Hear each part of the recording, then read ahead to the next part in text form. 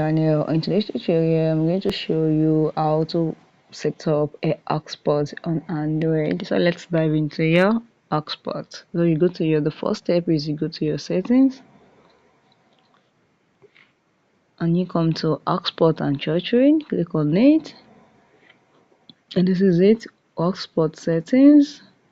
So now you can change the name of your hotspot. Now let me change the name of the hotspot to anything that you like, maybe your pet's name, maybe your nickname. Once you can just click on OK. You can change the password, you can see if you like, and I'm gonna leave my password like this. Click OK. And the security, you don't need to do any security, just put on personal, click on OK. And the AP band, click on AP band. You can use any 2.4 or 5.0. I'm going to use 2.4 the band. So click on OK and click on this menu, this button here that look like mark it, and you have set up your hotspot. So guys, if you found this video helpful, click the like button, share and comment. Thank you guys.